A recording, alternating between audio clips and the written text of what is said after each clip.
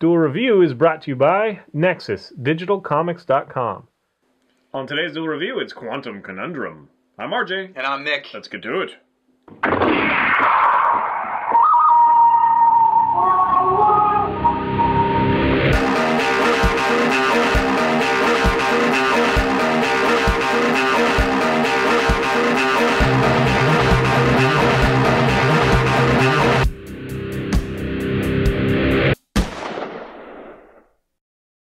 Hey everybody, today is December 4th, and we're taking a look at Quantum Conundrum.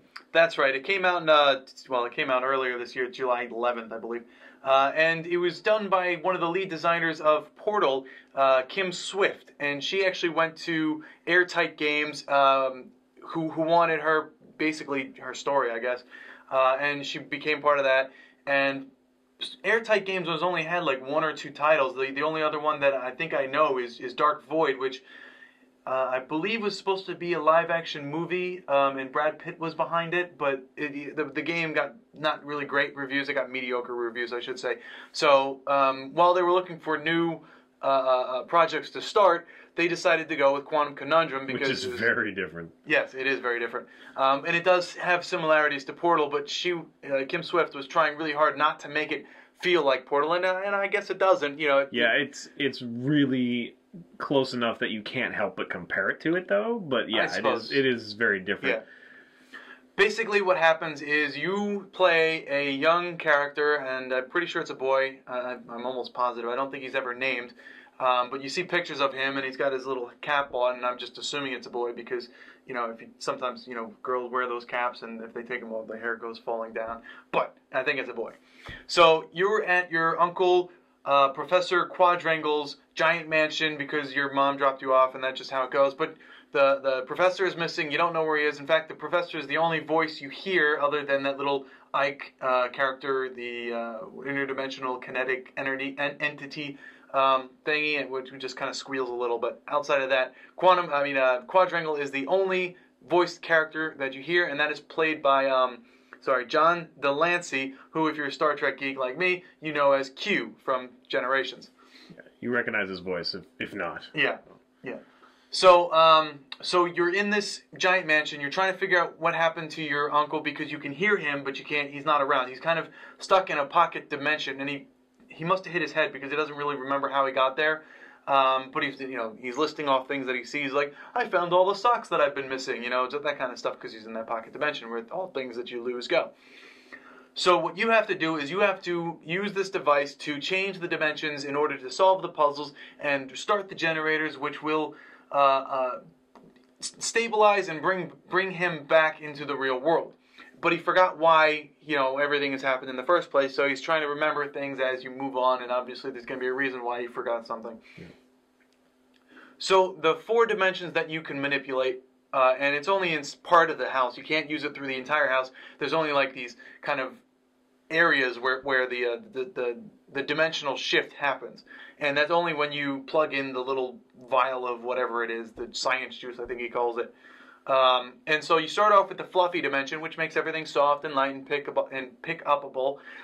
Then you have the heavy dimension, which turns everything metal. But in addition to turning everything metal, the items that you, like, let's say that you throw it and then you shift it into the heavy dimension.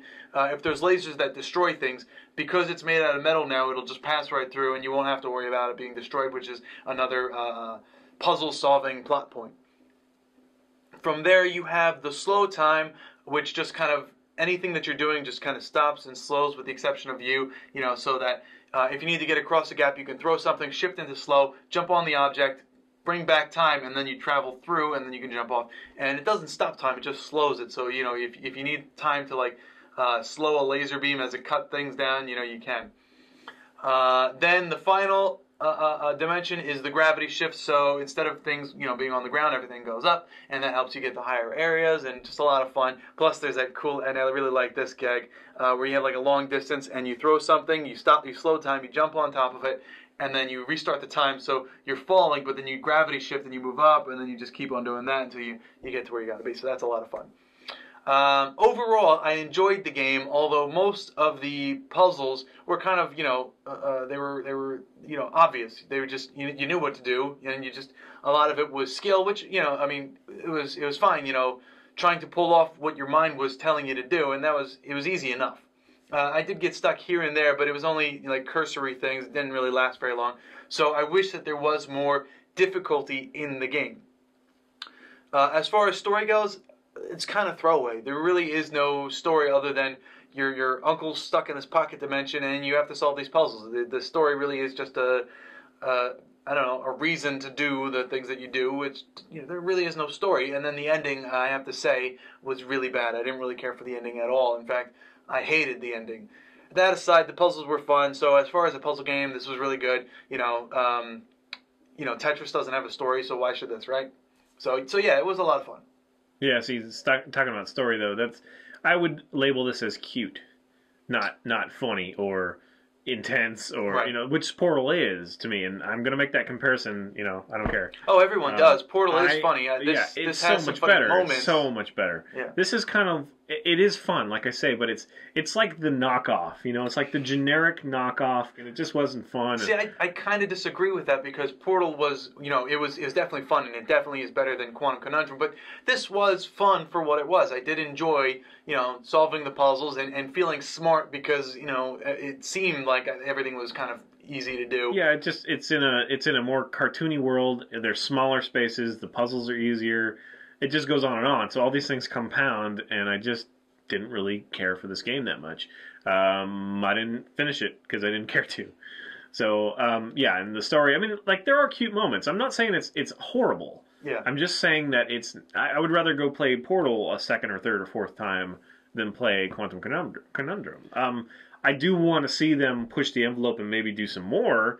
Where, the first Portal, even though it was very magical, it was very limited. It was kind of the same sort of rooms and that sort of thing. They didn't introduce the goos or anything until the second one. Right. So in the same way, if they push the envelope and if they open this world up, then it could possibly be, better. And they definitely need to have a better writer for story and whatnot. I was hoping for more dimensions. I was hoping for just a lot more cool stuff. Yeah, I guess they just didn't take risks. I can't, the story is the story. It's just, it doesn't... What I think happened with Airtight Games is they put a lot of money into Dark Void, and it did well. It wasn't a terrible game. Again, it was mediocre, but they were hoping that the sales would be better so that they could start a whole new project, not Quantum Conundrum. But because funds were lacking, they had to decide on what project to do, and Quantum Conundrum seemed the most viable, so that's what they went with. Yeah. Okay. It is available on PlayStation Plus now, right? It's on PlayStation Network. It's on Xbox Live Arcade, and I believe it's on Steam as well. So you should be able to get it. Plus, I think PlayStation Network has it for free if you're on PlayStation Plus. It didn't have any of those aha moments like Portal does, to me. Right. It didn't have like, what the hell am I missing? Why can't I get... Yeah. It's just like, oh, okay. For me, it had that one, and I don't want to give it away, but it was that kind of thing where these two things kind of fall at the same time, and you're trying to get there, so you have to jump up onto the second one to get talking about the chair one? No, there were two tables that fell from the sky and just into like this pool of goo, and so you had to jump from here and then onto here, but this one was too high, so you would just kind of hit it and fall down and die. And it took me 2 or 3 tries before I realized what I had to do, and I was like, oh, I'm an idiot. So there was a slight aha moment, but it wasn't like, I've tried this 100 frickin' times, I've tried everything that I could think of, what the hell am I missing? It's not like that at all. It's just a fun little puzzle, I don't know. Again, it's clever, and it is fun, but it just feels like it's just kind of the poor man's version of a very popular game to me. It's like, it's not... It's not Smash Brothers Melee. It's a new Battlestar Royal PlayStation thing that sucks. Yeah. What was it? It was like Super Smash Brothers. And what was the one that I bought for Game Labs, the crap game? It was the Cartoon Network one. Right? Yeah, the Cartoon Network one, which I still have to play. I like being Samurai Jack. So yeah. So again, there's some fun to be had for sure, and I want to see them do more, and hopefully they'll get better. What I liked. What I liked with this was actually the little ads that kind of went with them. And Kevin Pereira, formerly, unfortunately, of Attack of the Show, he was like a host of this kind of faux game where, you know, you had to enter these dimensions and, you know, do these stupid things. So like one of them, the first episode was the guy comes onto stage, and these are ads, so these are like little kind of TV commercial spots. And he comes on, and he kind of gets flashed to the fluffy dimension where he's wearing these bunny ears. And he has to build like this kind of sculpture out of these fluffy stuff, and it's him versus Ike, and you know, so that was kind of fun. And I think the name of it was really long. It was like the super dimensional quantum learnings, problems and solutions, game time spectacular.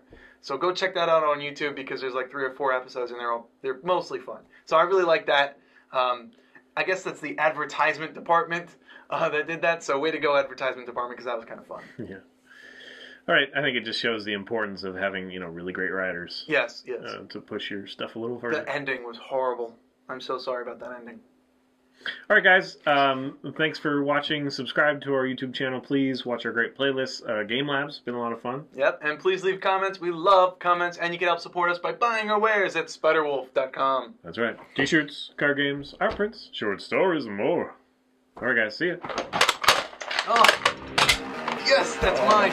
Yes, I thought I wasn't going to get that. Yes. Coming up, the Marvel card game Legendary. I recently saw an episode of Car 54, and I forgot. Yeah, and I forgot. Well, Car 54. Where are you? Yeah, there's a reference for all you young folks. Sure, you'll get that. But yeah, I forgot how funny that show was. It was hilarious. Because the episode that I saw was you know, the tall guy who played the monster. He was really good with dates, and so his partner was like, I'm really sad at this. Well, it's our 10th anniversary, you know, of us being partnered today. You know, and I'm gonna do this thing, you know, where I'm gonna get him something, and he got him something. He's like, did you forget what day today is? And he's like, I must have. What day is today? Because it's really their 9th anniversary as opposed to the 10th. And he even, you know, the big monster guy, he's like, oh, it's not the 9th, it's not the 10th anniversary because that's next year. You know, so he's really racking his brain about what it is. So he starts asking people without asking them, you know, like, so are you ready for today? It's like the biggest day in police history, you know, and so it just kind of goes around the office like, oh, do you know what today is? And no one really wants to ask what day it is. They're just like, it's the biggest day. Until next thing you know, the mayor is broadcasting, and the biggest day in you know, police history is remembering it today, and it's like, what just happened? And it was hilarious. Car 54. Black and white TV. Yeah, I definitely watched it.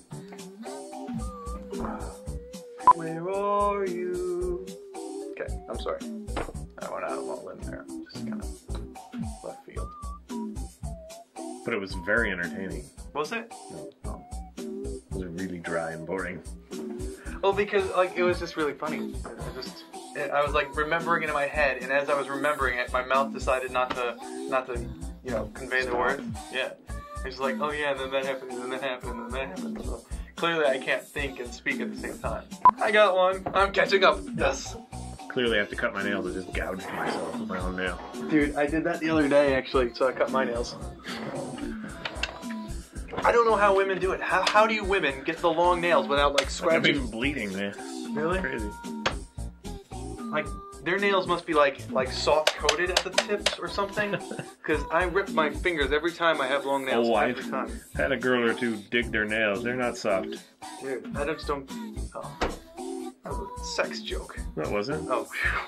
But it could have been, I guess. Yeah, I just don't know how they do it. I have to cut my nails because otherwise I'm just gonna slash the crap out of everything. What's really bad, and this is gross, when my toenails grow long and I'm sleeping, sometimes I'll scratch my legs and just like, I'll wake up with like blood spots. It's horrible. Because I like run in my dreams and then I scratch. Too much information. Nothing. You're really bleeding. I am. He's got like adamantium nails. They're like crazy. Got into a knife fight. A knife fight. Can you see that? Can you see the blood? That's the dedication we have here at Duel Review. We'll bleed for you. Oh, that's gross. Me out of focus. That was horrible. Oh my god, it's even worse when I'm in focus. Oh.